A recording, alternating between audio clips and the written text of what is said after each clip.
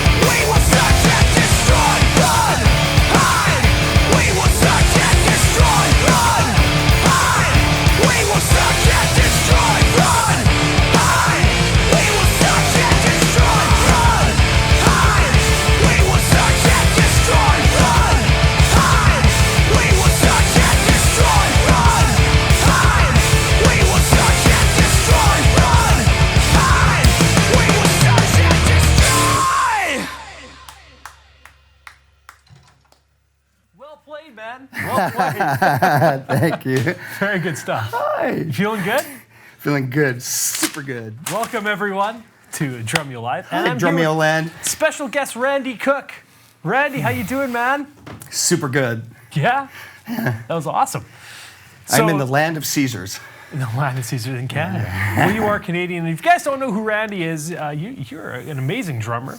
Not only that, you record a lot. You're on the road all the time touring. You played with such bands as Smash Mouth. In fact, you're on tour with them currently. The Eurythmics, Ringo Starr. You played with Ringo. A couple of months, yeah. No kidding. It was a band put together by Dave Stewart from the Eurythmics. Yeah. To promote Ringo's solo CD, the Liverpool 8. No kidding. So we did all the TV shows and some crazy shows in Liverpool and London. It was killer. No doubt. Well, yeah. That's a huge honor to be able to play with some man like him. Also, Colby Calais. Colby Calais. Did I say that right? Sweet. Super sweet. Yeah. So a little bit about yourself. When did you start drumming? I was a late starter, actually. I got my first kit at 15, but I started doing all my rudiment stuff when I was about 12. I was in a marching corps. Mm-hmm. Yeah. So you have quite a bit of experience, but like you said, late bloomer. Is 15 late? You know, now when you go to NAMM show and there's like 4-year-olds like playing gospel chops, yeah, 15's pretty late. Like I missed it A little bit, but I'm super happy. You know. Well, I'm excited. I'm excited to have you out. We've been talking about bringing you out for quite a while. We see each other every year at NAMM, and we always talk about it. So we actually see each other at the Yamaha party every time, too. Yes. So huge thanks to Yamaha for also helping get you here, and the beautiful drum kit, Zildjian with the cymbals, your Regal tip with your stick, Remo heads, and the ears, Alclair Audio. Yeah. Beautiful. Love them. Love Yeah. them. So today's going to be a really cool lesson, guys. This is for beginners or intermediates, and it's about rock drumming. And you know, it's funny because most drummers that I talk to, whether they want to admit it or not, they always want to be rock drummers at some point, or the majority, I should say. And in a world where YouTube has millions of lessons and Drumeo has thousands of lessons, there's so much to sift through. And so this lesson isn't mainly about what you need to know to become a rock drummer. It's more of telling you what not to worry about, because there's a lot of things, there's a lot of noise out there. Don't worry about a lot of stuff. Yeah, Like right? tons of it. Don't do it. Like when you have some spare time on Sundays, do it then. But for the most part, yeah, there's some stuff that, super basic stuff that if you just sort of concentrate on some basics but do them the right way, then you're going to be good to go. Totally. Yeah. So this lesson, we're going to talk about everything down from the gear that you need. You know, if you're a beginner drummer, you don't know what kind of drum set to buy. You want to play a rock. You want to, you know, do you get a small kit? Do you get a big kit? Do you get Babinga shells? Do you get, you know, we're talking about the tuning. We're going to talk about some basic stuff that you can learn, grooves and fills to get you going. And you can download the PDF as well to this lesson. Now, you've made quite the career as a rock drummer. I have had a bunch of great recording sessions and tours and stuff like that, and I have absolutely found that on my entire journey, I've never once on the phone been asked, like, hey, okay, so you can play rock really good, yeah, okay, you can play to a click, yeah, that's great. How's your soloing? Like, I never get that, and so I realized that all the guys spending time working on that aspect of their drumming, it's of course not something that you shouldn't do. It's a great way to round your playing and express yourself and have a vocabulary. But to be a really good, solid rock drummer, it's not so important. It's not as important to work on all the chops and all the crazy stuff that we easily get sucked into, because we see something that's like technically challenging or difficult, and we all, as drummers, we want to do it. We want to, like, I want to play that thing that guy did, and we get caught up in concentrating on that. And that we're here to say, here's some things that all you need to do is these things, and you'll be great. Like, you don't have to go that deep, you know. Yeah. It's a nice, it's a stress reliever for drummers who think there's Yeah, a so little much bit. to learn. So download the PDF, and by the end of this lesson, you should have a good idea of what you need to focus on to be a solid rock drummer. That being said, Randy, I'm going to let you do your thing, man. Okay, well, you mentioned quickly about gear. Let's start there really quickly. What gear do you get? What shell sizes? What drum sizes? Do you get birch, maple? You know, you mentioned Babinga. What about a tour custom kit versus a super expensive kit? To be really honest with you, it's more important the shell sizes and how you tune that drum and what kind of heads you're using than the actual wood that it's made of. When you want to spoil yourself and you're like, I want a kit that's going to sound great in the studio, well, yeah, absolutely, you're going to need a maple kit or a birch kit. If you want to rock out and sound amazing live and amazing even in the studio, to be honest with you, you can have a tour custom kit, you can have a stage custom kit, you can have like those lines that aren't as crazy special wood-wise, but as long as you're getting sizes, no 20-inch kick drums, minimum 22s, 24s are amazing too. You know, right here we have a 22, a 12, a 14, and a 16. Sometimes I go up one size on every drum, so 24, 13, 16, 18. That is the most common, you know, if you don't want two toms down here, no problem, still 12, 16, 13, or 18, 22 or 24. Those are going to be your go-to shell sizes all the time. You know what I mean? Yeah. For rock, you want big sounding drums. You don't want thin sounding drums. You don't want high pitched sounding drums. Speaking of which, how do you tune drums? Even though this mic is on, I can create. Sure. Okay, so you can hear. these toms have been tuned specifically as low as they can go. Even the snare drum, this snare drum, this is a 5.5 or 6. I can't tell from sitting here. It looks like a 5.5 to me. It's like a 5.5. Even at a 5.5, I've tuned the bottom head really tight, but the top head kind of loose.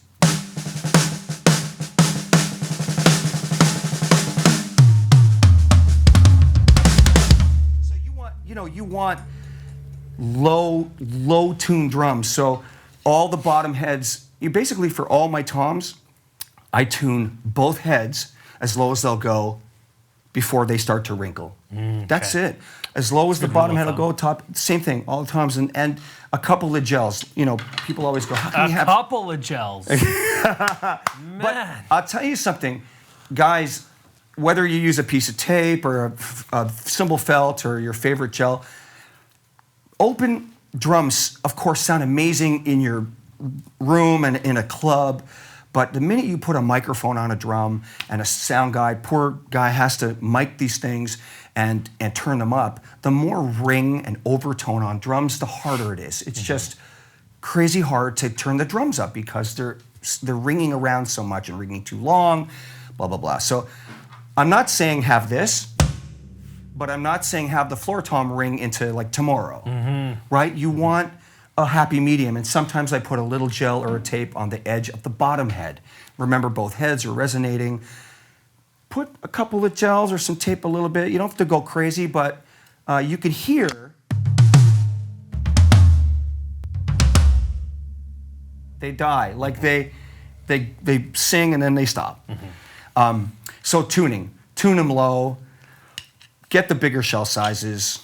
At least your rock voice is going to be heard the right way, right? So in terms of kit, like wood really doesn't matter. You Not can so even get, much. Like an acrylic. I mean, look at Led Zeppelin. Not so much. Acrylic, Acrylics look so cool. Yeah. You want to have, and I forgot to mention that the heads, whatever head company you prefer, I love Remo. Make sure you're putting 2-ply heads on your toms. They're going to last longer. They're going to be thicker, a little warmer. Obviously, if you start getting into more studio stuff, you want to go ambassadors and single-ply heads, and and not put stuff on your toms, etc. But for rock sound, for solid rock dudes, 2-ply heads. Snare drum, the same thing, or a single ply with a reverse dot in the middle. Anything that's going to thicken this up and last longer. I mean, remember, you're a rock guy, so you're going to hit really hard, and you don't want to change the heads every week or every day, and you want this stuff to last, right? Yeah. So that's it. What about cymbals? Cymbals. Interestingly enough, I know for hard rock and for metal, all the cymbal companies make thicker cymbals. I would say go bigger and thinner. So you might end up even medium thin or thin, but I don't even bother with a crash cymbal under 18 inches. I don't even bother because in a club, in a big room, it sounds like a splash cymbal. It literally does. When you get 2 guitars playing distorted rock through their Marshalls at 12 out of 10, a 17-inch, a 16-inch crash, they just literally sound like splash cymbals up front. To you, in front of you, they sound big, but they're not. I promise you. Put a tape recorder out there, you'll hear what I'm talking about. Interesting, So yeah. I always start with 18 on my left and a 19 and a 20. They might feel large in front of you and in the mics, but when the saturation happens in a rock band on stage, you're going to hear this crash. When you go to crash ride, you're going to hear it. When you hit a shot on the 1, you're going to hear it. So for rock drummers, you would suggest 18 and above. When it 18 comes to and above, crashes. 18, 19, Yeah. 20. I don't think you ever need to go bigger than 20, but hey. Right? Okay. No rules in that regard, but yeah, nothing smaller than an 18. Okay. I wouldn't and you do it. prefer the thin over the thick? Because even though... Nothing thicker than medium thin. Got it. The minute you get to medium and the sort of metal cymbals, they literally sound like you're hitting rides. They don't sound that good, and yes, they'll last you forever, but they sound like not so good. Not so bueno. Not so bueno. No. Okay, so we got gear. We talked about the kit sizes. Yeah. Talked about the tuning a little bit. Talked about the heads. Talked about the cymbals. Again, that's a question we get all the time. What kind of drum set should I buy? Sure. They all make everybody. Yeah. Look, I mean, I've my whole life loved Yamaha drums. All the companies make great drums. I mean, they don't. For the most part, you're going to be good. Just make sure you get the right sizes. Put the right heads on them. Yeah. Tune them low. Just a little bit of dampening. Tune the snare down. Everybody likes their snare crazy tight because, of course, your sticks bounce more and you can play more things, but that's not what, rock stuff sounds like. That's not the snare samples that they're going to put over your drum anyways when you record a CD. So you might as well start with a low tuned drum. They might leave it in, you might, And should we talk about pedals? Please, yeah, what else? So I had a friend the other day call me in a panic and say, dude, I've never seen what you're doing with your double pedal before. I saw a picture from above. Is your second kick drum pedal on the outside of your hi-hat pedal? Mm-hmm. Most guys that get a double pedal, and I think every rock guy should have a double pedal, just even if you don't use it in songs, for the ends of rock songs, it's that barrage, it's that, explosive thundering thing with double kicks. But if you don't have two kick drums, therefore moving your hi-hats away from your snare, if you want like your snare drum really close to your hi-hat really close to your snare, put the second pedal to the left of your hi-hat. The other thing too is that you can play double kick drum leading with your kick foot. I actually play double kick drum backwards. Leading with your left? I lead with my left. Why? Because I spend my life playing hi-hat time with my left foot. Mm-hmm. So imagine this. If you're going...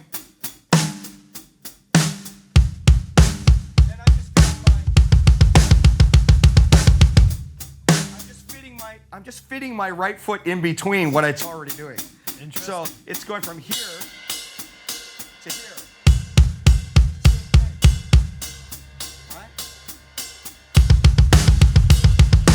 So there's the thing. You can have your hi-hats tight to your kit. Your arms don't have to be crossed out here. You can have your hi-hats a little in, your kit a little tighter, and you can still have all the double kick you want. Love it. And I love the tape you put on the bottom, too. those pedals aren't going anywhere. Well, they slide away.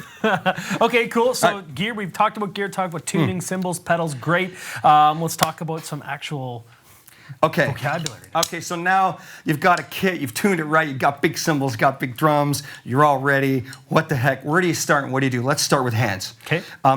Obviously, your hands are the tool. If you don't sharpen this tool, it's not going to be able to do all the things you want it to do, all the things you hear in your head on the drum set, on the instrument. So it only makes sense to work on your hands as much, if not more sometimes. A lot of us don't have time to get to a drum set every day. Do you get on a drum kit every day? Be honest. I wish. No. Come on. And you're surrounded by 22 of them. Right. But you could easily take a pair of sticks for 5 minutes or 10 minutes and work on your hands. For sure. 100%. So no excuses for guys who are starting out or want to take their rock playing to another level. You want to be a solid rock drummer. Make sure your hands are great. What do we do? There's like 26 essential rudiments. Mm-hmm. 40. Are there? Well, they're the first page. 500. When I was like, 12, there were only 26. They added them. So, I put on the PDF, I put like, singles, doubles, triples, paradiddles, a couple of combos of those. I think a single-stroke roll and a 5-stroke roll, right? Yeah. Okay. What about Radamakus? What about flishity flushes and blushes and blizdas? Of course, absolutely down the road, when you're solid and you've got some of those other basic ones locked and loaded, absolutely add to your repertoire, for sure. But for now, don't bother. If you're just starting out, make sure you're practicing those simple rudiments. But here's the kicker. Most guys, when you say to them, hey, do you know a paradiddle? I know how to play a paradiddle. Sure, they do this. we all know now that we've advanced to accenting a rudiment, right? So we get, okay, I know I can accent them. Now, you hear the accent, right? Very little. I hear the accent too, but I do hear it. Here's the deal. The grace notes in between those accents, awful. Why? They're too loud. When you accent a rudiment, this is exactly how I want everybody to practice a single paradiddle today. And from this day forward, don't play it any other way, okay? So, you already know the sticking. I'm not teaching you anything you don't know. But make sure that your grace notes don't come more than 2 inches off your head. I would rather hear you miss a grace note than have one too loud. I would rather you playing so softly on the snare that you barely hit it, you maybe even miss one, than too loud. And I'll show you what I mean.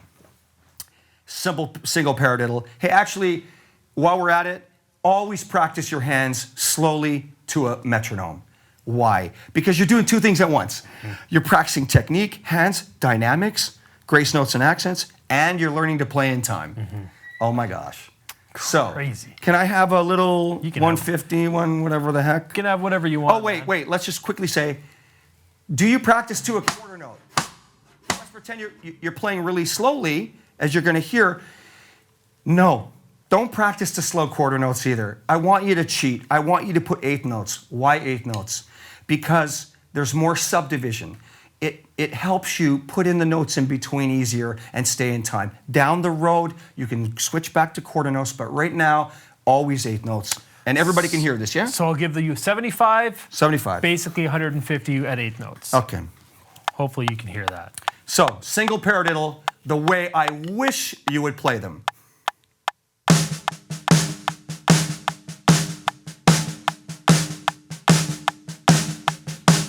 You can see how low without the click. I mean, literally my sticks are not coming up on those grace notes more than 2 inches. Here's a double paradiddle and triple. Here's like on the PDF you'll see we do 2 doubles and 1 single. Check it out.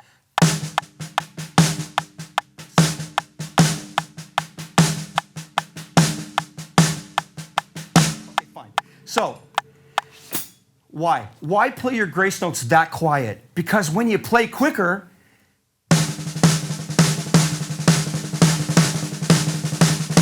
you can play that and it's actually acceptable in whatever setting you're playing. But if I even raise my stick just a tiny bit higher, I'm still accenting, there's still grace notes, but it's just a barrage now. It's too loud. Really what you want to hear is just the accents.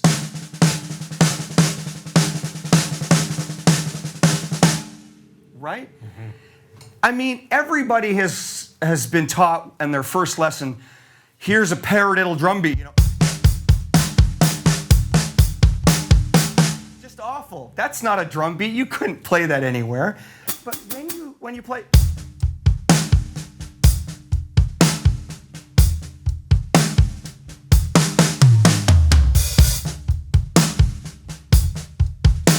not so bad. No doubt. Not so bad. Yeah. Double paradiddle is the same thing.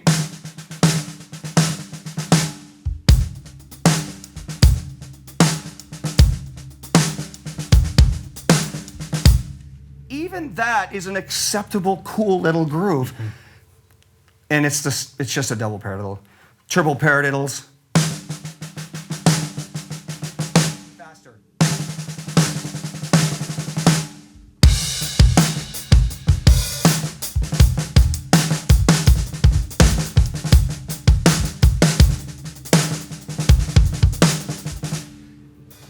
And Very cool. the minute you hear those grace notes, that's soft. Come on, if I played, it's just terrible. Yeah. And I only lifted my grace note another 2 inches. Yeah. This changes everything. It's a game changer. You've heard all of our favorite grooves. Every drummer on the planet wants to, do the Rosanna groove from Toto. If you don't play your grace notes, if you don't,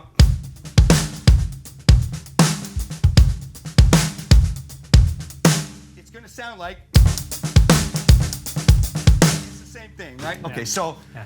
rock guys, accents, dynamics make sure that even when you're playing singles,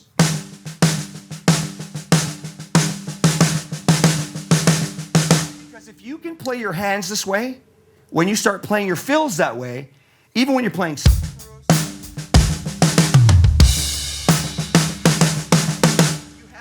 you have some Yeah. dynamics even on the simple single stroke roll fills. Yeah. Yep. Yeah. Okay, so Okay, let's so move on. five stroke roll you have in there, paradiddles. You have all these rudiments. Check it out. Go through the accents like you have them notated in Check there. it out. It's written pretty easily. You can figure out where the accents are. Big, bold. Absolutely. bold Big letters, big L, little R, little. You know, when you think your grace notes are low enough, they're probably not. Yes. Like I'm talking like a barely stick coming off the head. And accents. Like you can make your accents big and loud. It's easier to play softer on an accent than it is to play super soft grace notes, right? Makes sense. It's much harder. And always work on all of that stuff slow to a click. Let's get into some beats. What are the beats? All right. What are the fills? What are the vocabulary All right. we should start with as rock drummers? Okay, most basic rock groove on the planet. I'll just give me the metronome for a second. Okay. Same tempo. Okay. Beautiful. Okay, so here we go. I'm just going to give you the kick snare pattern. Everybody knows this. Got to know this.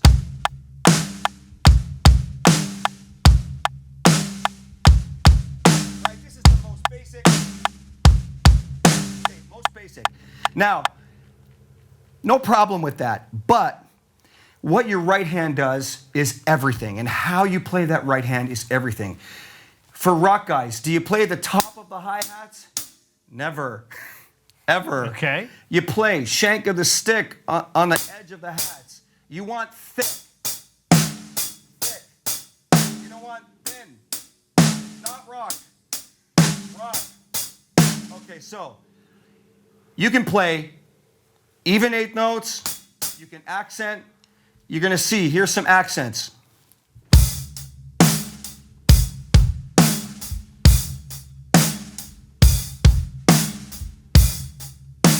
They're thick. Make sure those quarter notes come out. They don't have to be huge open, just thicker.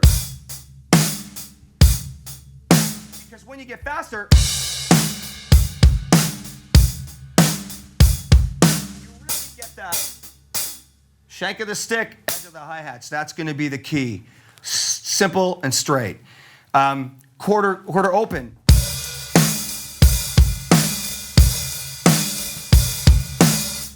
You want nice, solid hi-hats. You don't have to kill it.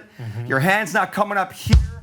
You don't need, I mean, it might look good, but you don't need that volume, you know.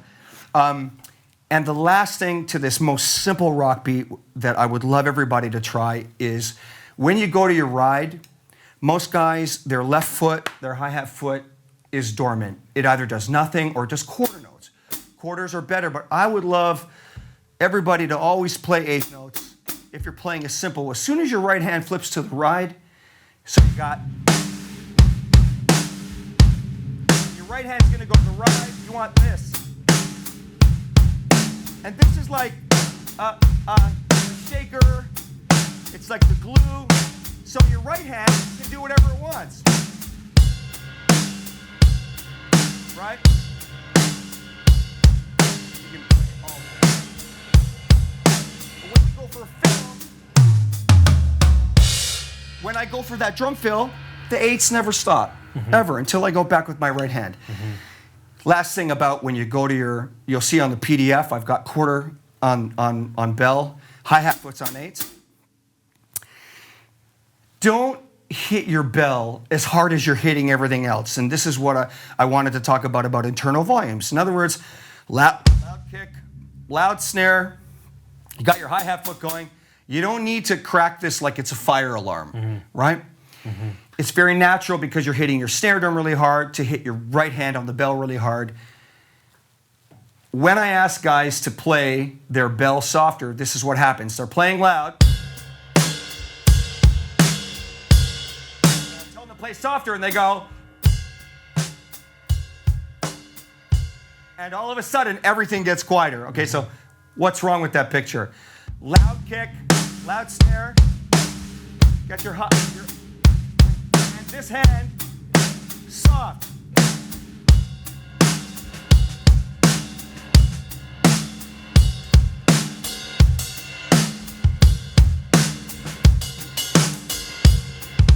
Okay, so because when you get faster and you're playing fast grooves, you don't want that clang so loud. You don't need it so loud.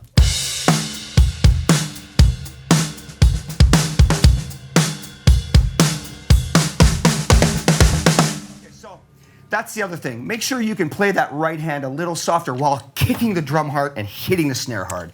Bass drum, snare, most important part, loudest part. What your Loud. hand, yeah. And loud and even. Yeah. Make sure you can play. And it, you know, it's funny. It's hard to do at first. Oh, I It's don't know. actually hard No, to it kick, is. kick Yeah. your foot hard and hit softly with your hand. No doubt. I've watched guys for 5 minutes.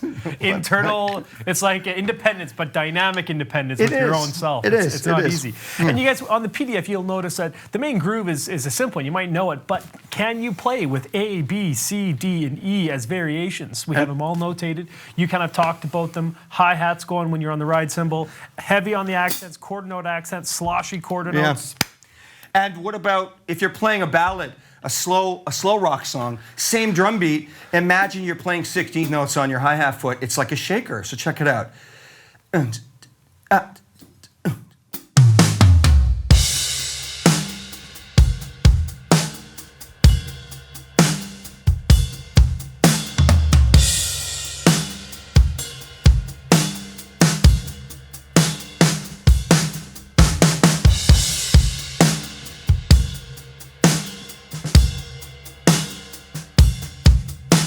So it gives this nice thing that can even, I would keep your hi-hats going through a fill.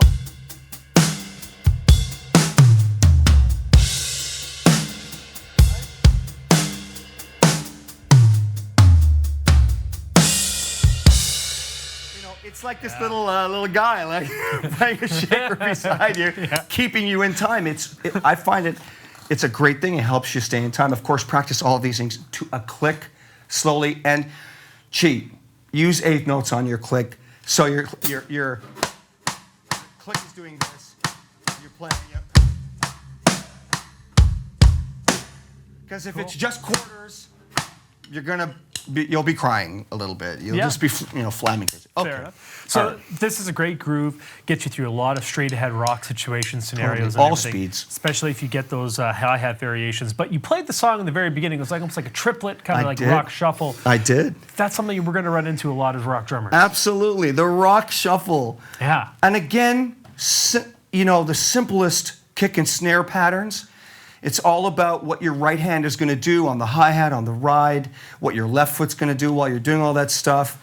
And the super simple version, everybody knows, is you get this. Again, shank of the stick. And, you can accent.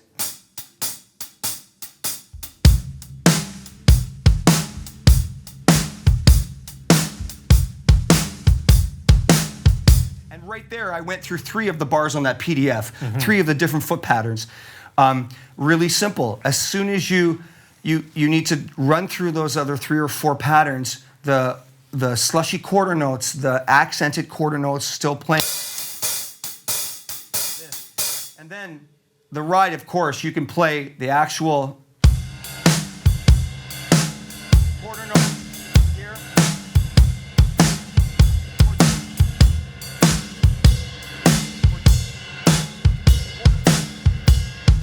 And eventually, you work, when you're super comfortable with just this, or all of the kick drums playing,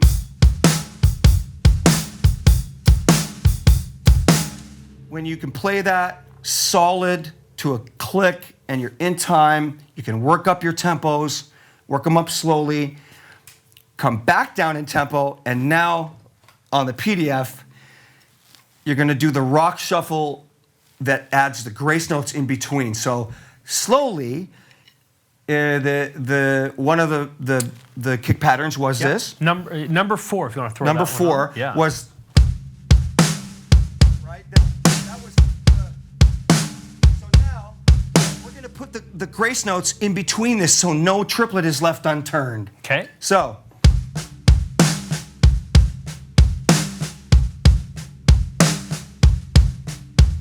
Now remember, what do we talk about? Grace notes. If your grace notes aren't super quiet off the drum head, this isn't going to sound much, you know, it's just going to sound crap and poo-poo caca. So, and that's a technical term. Okay. So, again, slowly, 2, 3, 4.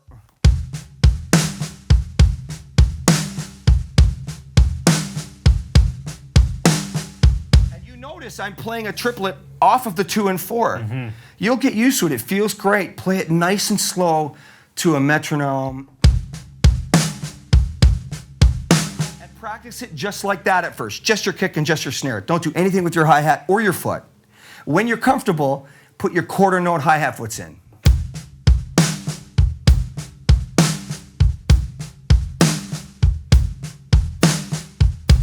When you've got that and you can recite your grocery list while you're playing that, because you're confident, then you're going to put in quarter bells. And what do we talk about? Not super loud bells. Play nice and loud on your big kicks and snares. Make sure your right hand, it's hard. It's not easy at first, but you'll get it, and it'll sound amazing. Mm-hmm.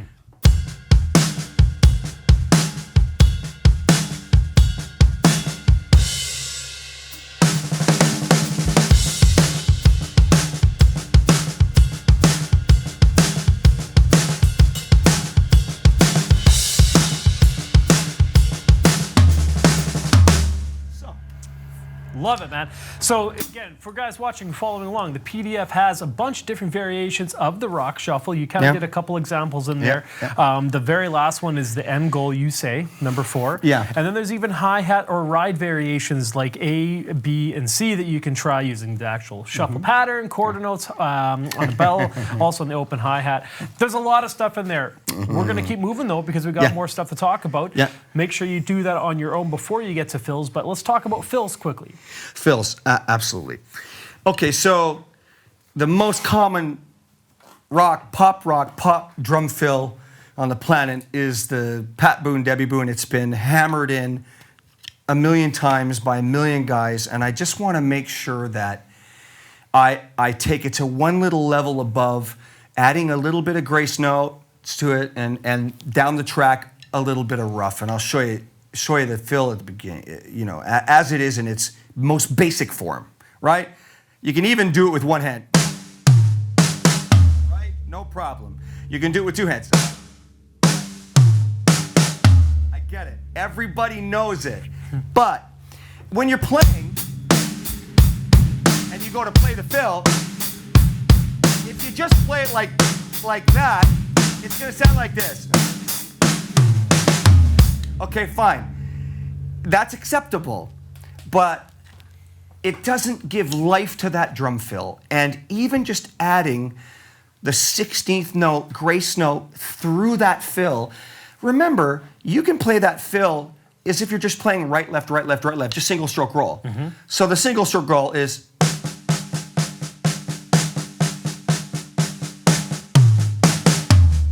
I'm still playing singles. 1, 2, 3, 4, 1, 2. And all of a sudden, you have this cool 16th note grid going through that fill. So you speed it up.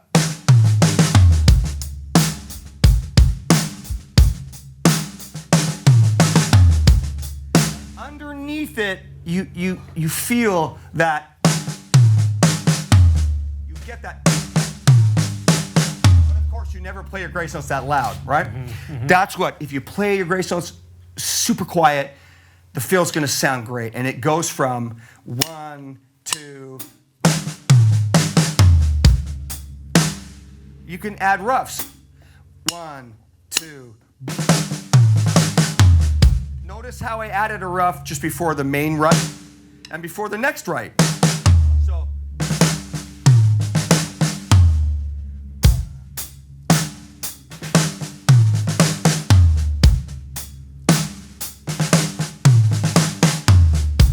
sounds a little mechanical slowly, but when you get it faster,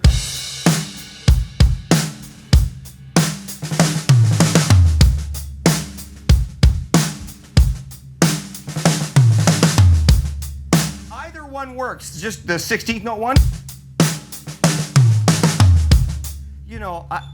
It takes a simple fill like that and actually lifts it right off the kit and makes it sound super nice. Like really good. You're not overdoing it. You're not overcomplicating it, but you're making it sound really good. And that's obviously your dynamics. Your timing is a big one. But then just adding a little rough. But adding the rough and adding the 16th notes. Remember, if you have a simple fill like, okay, so you take that phrase. Added, that's just all single strokes. It's all right, left, right?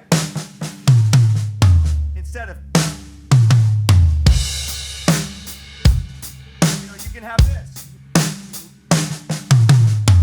And all of a sudden, it flows better. You're just filling in all the gaps, Let's talk about the next fill on there, fill number 2. Yeah. Let's do that one because you add some flam to this. So first off, you get a basic fill like this. You Yeah. want to explain this one? Bip, boop, bip, bip, boop. Do you have the... That's right. Oh my gosh. Oh, I love this one. Okay, so this is cool. This is like hand-foot combinations, and there are many of them, but this is a really simple one. It's a 16th note one between both your hands, snare drum and floor tom, and filling in the holes with your kick drum. So 1 E and a 2 E and a 3.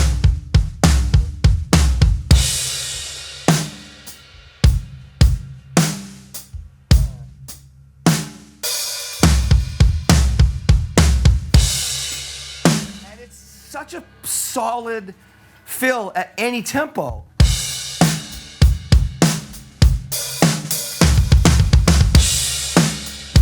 You can start a song like that. 1, 2. Of course, we only chose a 2-beat fill. I mean, you can do the whole bar, have fun with it. The next one, we take the same phrase and just flam your hands. Now, here's the fun thing. We wrote it. Did we write it flam with snare flam, then tom flam, and then tom flam, right? Yeah, snare, tom. So we word it like this. 1 E and a 2 E and a. Or you can flam on 1 tom, you can flam on 2 toms. So check it out. You can go. Or what if you break up your flams between drums? There's no rules. Or all snares. Or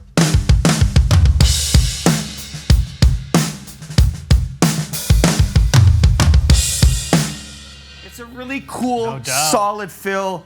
Gonna work great all the time. Practice it slow to a metronome. Always practice to a click. Always.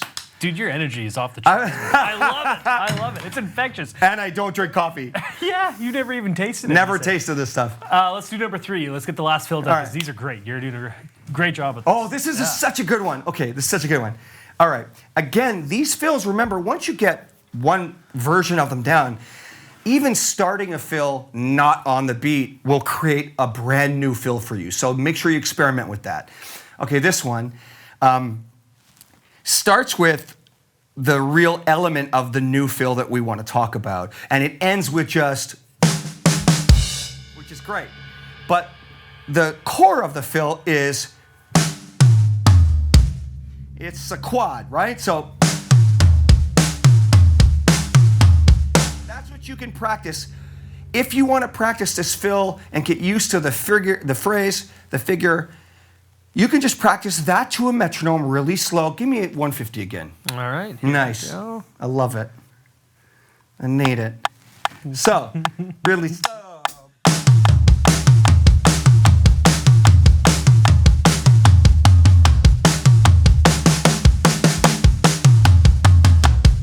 Right? Yeah. So now here's the fill. I'll slow it down though. So the fill is 1 E and a 2 E and a.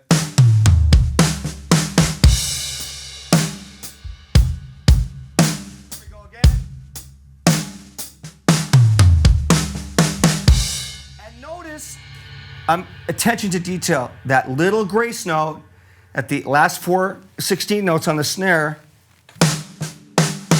that's going to make that figure smooth.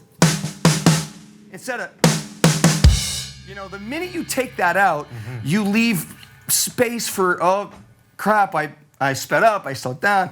If you're playing 16ths,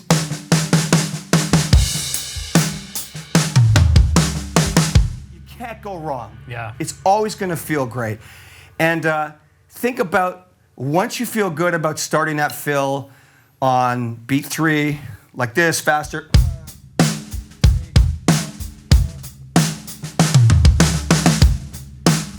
Imagine starting that fill on 2 end.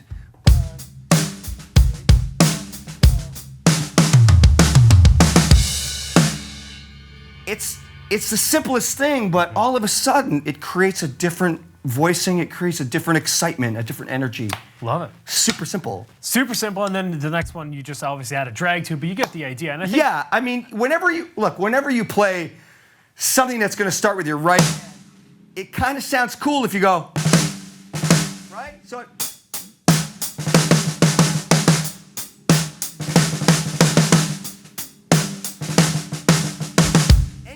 it's nice. Getting those little drags in there, jam them in. You can fit them in. I love it. And I think the cool thing about this is learn those fills, great fills. But I think the takeaway is just how simple you keep it, but you're focusing on the power behind it, the dynamic level, making it sit well. Right. And again, too, you don't need a huge arsenal of fills, And I want to say, the way we talked about grace notes and rudiments and stuff, and how people go, oh yeah, I accent when they really don't accent enough. That last fill that we did, can I just say, there's no dynamics in that figure. In other words, don't dare play the toms softer than the snare or the kick. That's another thing. Guys go, oh, I got it. Doesn't sound that good. It's got to be all loud or all medium. You can go.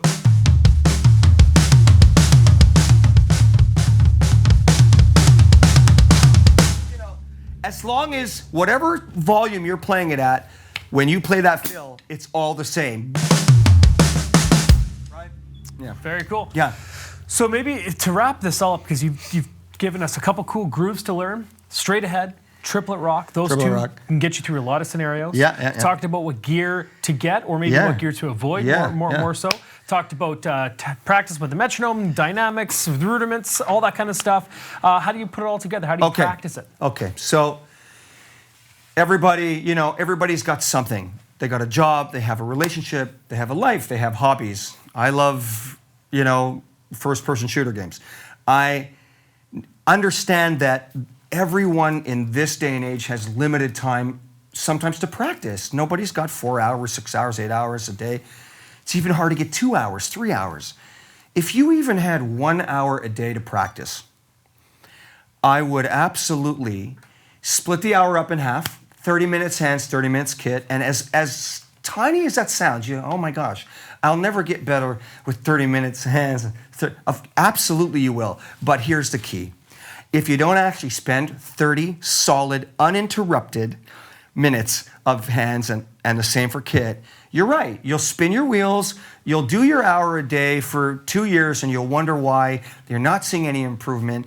It's because this is what you're doing. Okay, so Randy Cooke said, watch, your double paradiddles and your accents, and you're playing to a click, and you're worried about your dynamics, and there you go.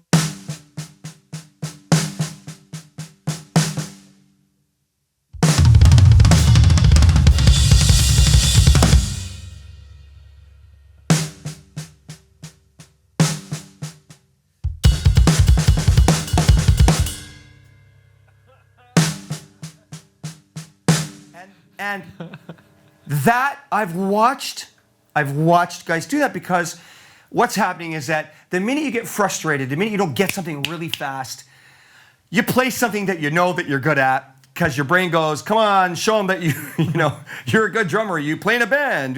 Of course you can do this. You got to fight through that. You really got to push through that and ignore it. If you can't get anything, if you're working on that thing where I talked about 8th note hi-hats while you're playing this, and it's not feeling right. By the way, when you play those 8th note hi-hats, make sure your heel is up. Your foot will break. Make sure your 8s are like this, not like this. You can't get the same tightness with your hi-hats. Heel up. It's your choice, skater's choice, how you play your kick drum. Heel up on your hi-hat, right? If you're playing and you're practicing and you don't get it, all you have to do, I promise, is slow down. In all the years that I've taught, every time I slow somebody down to a tempo that just seems ridiculously slow, they get it within 10 seconds. And the minute they get it, then we slowly speed it up. And within 5 minutes, they're now at the tempo that they were trying to attempt the first time. Right. And this is what wastes time. Get 30 minutes of hands. Even on the rudiments that we list on the PDF, just count them out and divide it up into 30 minutes, whether it's 6 times 5 minutes, single pedal, double pedal, triple pedal, combo. That's going to be your 30. Mm-hmm. You know, eventually throw in another 5 minutes for your 5-stroke roll, another 5 minutes for your singles, as much as you can, but make sure it's uninterrupted. No cell, no TV, no washroom, no drink. Mm-hmm. It's got to be you and the drums, you know? Makes sense. Yeah. Or you and the practice pad. You and the practice pad, amazing. Yeah. And by the way, practice pads, whether you practice on a very reflective surface or a bouncy surface, a rubber practice pad, of course, those are always amazing for developing your hands because they bounce like drums. But don't be afraid to do that pillow or towel on a table and take away some of the bounce. That also helps for hand control and wrist control, because if you can play something even on your thigh, it's going to sound just as even on your drum. It'll be even easier because of the bounce. You still need to practice on a reflective surface because bounce is hard. Yeah. But anyways, just letting you know. Yeah, no, that's great. Great tips. This is a loaded lesson, man. This is great. This is a lesson that I'm going to be sending a lot of beginners who are just, like I said, looking at the essentials, what to start out with, what to practice, because it's very easy to get overwhelmed out there. It's very easy to, should I learn all 40 rudiments? Should I do this? Should I do that? Don't do it. Ask yourself what it is that you really want out of the drums. Now, rather than get to a bunch of questions from the community, I'm going to ask you a couple questions that I'm sure we're going to get, especially on YouTube. In the comments, and then we'll get you to play us out. Is that cool? I love it. So first off, here's one. You talked about your gear a lot. I'm sure you're going to get people out there that say, I have a 20-inch bass drum and I play in a rock band. What's wrong with that? Can you talk about that a bit? Yeah, absolutely. Look, I have come across some 20-inch bass drums I've met in my travels that sound like cannons. Yeah. But generally, they don't. Yeah. It's just, it is what it is. It's nature of the beast. For some reason, if you happen to have a crazy deep 20-inch, maybe an 18 by 20 or some crazy, you tie 2 20s together with gaffer tape, I'm sure you can get them sounding like Bonham. Again, with a microphone and other things that are added, all things are possible, but at the most basic core of just kicking a drum and it instantly is going to sound like a cannon. 20s just aren't going to cut it. Cool. They're thinner. They're tighter. They're crazy punchy, which is amazing, but they don't have the cojones that 22s and 24s do. Cool.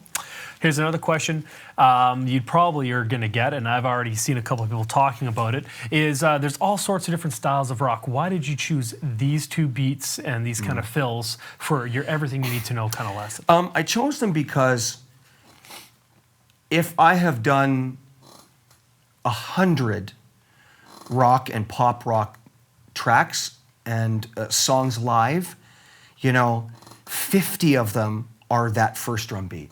Honest to God. Like whether the verse is a little more sparse, where it's like, when we get to the chorus, I promise you get to the chorus and the producer says, I want boom. And it works. It just works musically. And that's the reason it's used so frequently. And that's why you need to play it confidently, make sure that your right hand, you can be dynamic with your right hand and deliver that solid kick and snare pattern in time with a metronome. And that's an amazing start. Yeah. Like if you've got that, you might not be able to play anything else. If someone walked into a club and only heard you playing a solid groove like that, the way with confidence and commanding that groove, they might not even know you couldn't do a shuffle or you couldn't do Rosanna by Toto. You're still going to impress. Totally. Yeah.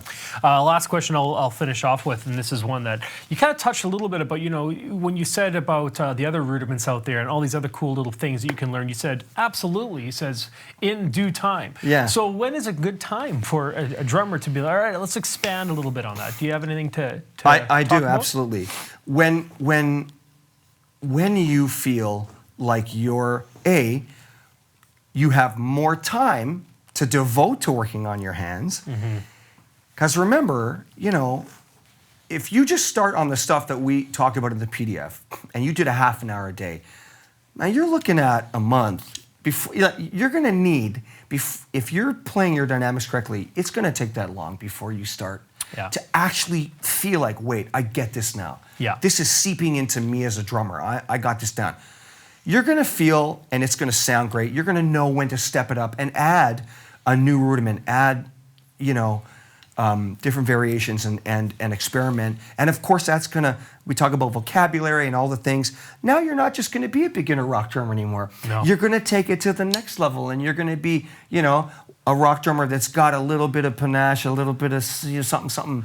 I love it. And that's what you want. You want to work towards that. But how long, I'm going to say, man, depending on if you can give yourself a solid half hour to an hour a day, even of hands, even that's a lot. People go, I can do that. It's tough. It's tough to commit that much time to one thing in a room uninterrupted. But if you can do it, literally within weeks, if you start slow on the metronome and you work on your dynamic slow, you'll get it quicker than you can imagine. I've watched it. Within a month, you'll be able to step up, add some more rudiments, and you absolutely, down the road, should know them all. You should be playing all of this stuff to challenge yourself, to broaden your musical horizon, but to be a good rock drummer, I love it. You're good to go. I love it, with man. this stuff. Great stuff here. And again, I think it's a hard thing for teachers to do is to, tell a student not to practice something that it's not a bad thing to practice, but it's about where they're at in time. I understand, and I can't tell you how many times I've seen kids walk in with 5 books under their arm. Yeah. They're working on 5-way independence. Listen, I'm going to say again, you absolutely should eventually experiment and learn genres that you may not even play, jazz and Latin and reggae and funk and rock. But really, if you concentrate, if you're like, I want to be a great rock drummer, then do that in proportion. To make Sunday your Latin, jazz, funk, rock day. Make the rest of your week making sure your hands are great, making sure you can play in time, making sure you're solid to the click. That's going to get you faster, farther as a rock drummer. Right? Very cool. Yeah. Very cool. Well, this is just the tip of the iceberg, so they say, because we are going to be filming more with Randy. It's going to be a course inside of Drumeo Edge, and it's going to be essential fills and beats that all rock drummers need to know, and hope you guys enjoy that. But for those watching free on YouTube and watching this right now live on Facebook or wherever you're at, hi. And hope you enjoyed it. Randy, thank you so much. Thanks, buddy. Yeah, bud. Awesome. Okay, so again, follow Randy. I haven't said this actually. Follow Randy on social media. Everything's at Randy Cooke. Instagram, Facebook, Twitter, you name it. Add him as a friend. And if you guys are watching this in Facebook or YouTube or everything like that, come and join us at Drumeo.com. We do this stuff all the time. We have a great community. And now you're going to play us out, correct? I want to play you out. You're going to play us out. Are you going to sit here and look at the hi-hats and... No, man. I'm going in there and I'm watching it. All right, okay. But before we do you want to set the song up? Who's the artist? Yeah, the first song and this song is a band called All Good Things out of Los Angeles. And man, we've done at least 3 CDs now. Most of the stuff has ended up in television and in major motion picture, little blips and blobs here and there. It's also on iTunes and Spotify. But it's a band that we haven't taken on the road yet. Just recording. But we're starting to get this crazy following just from the music. People are hearing it and really digging it. But it's really fun. You'll hear. And by the way, this last song I'm about to play, Canadian hero, made good Phil X on guitar. He's actually singing and playing guitar on this track. No way. We have guest guest people come in and play on our stuff from time to time. That's very cool. Yeah, it's so fun. Yeah. So the band's All Good Things, and this song is called I Have the Power. The first song you played was that triplet feel. Yeah. This song's a straight ahead feel. Yeah. Enjoy, guys. Hey, Reddy, thank you so much. Thanks, buddy. Thanks. See you guys all later.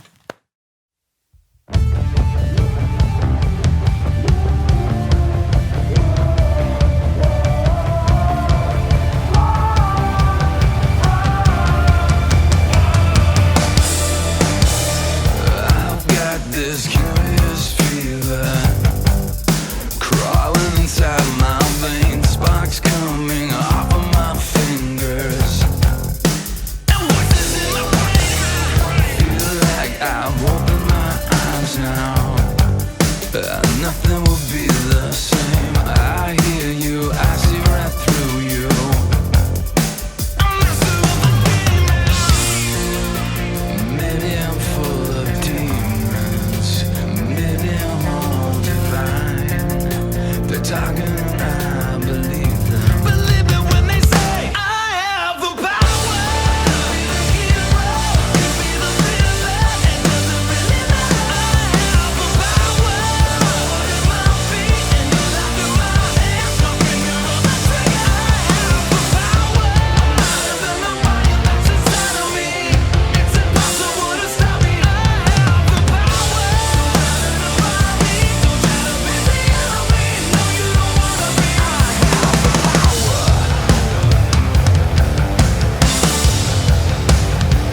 I have the power.